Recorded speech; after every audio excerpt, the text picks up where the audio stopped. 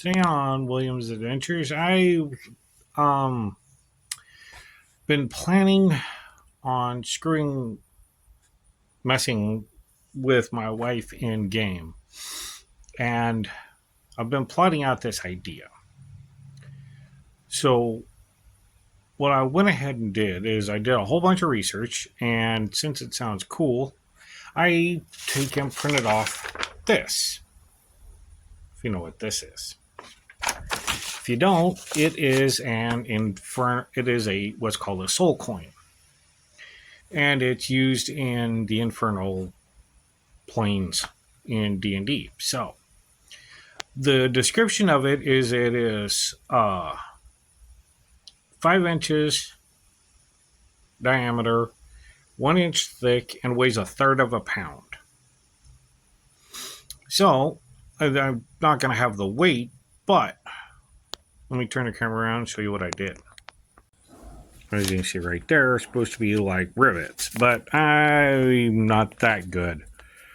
So I painted them.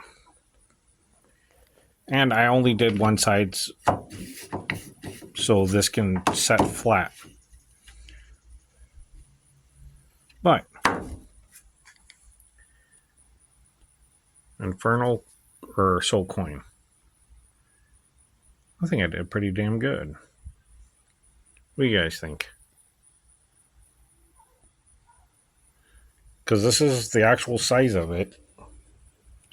And you can carry multiple of these in there. This is pretty weighty. I have a scale around here. Hold on a second. So there are 16 ounces to a pound, and this is 6. So it's a little over a third of a pound. So I got it relatively close. Well, I'm rather happy with it. I hope Nicole likes it. I don't know. We'll have to see when she gets it in game.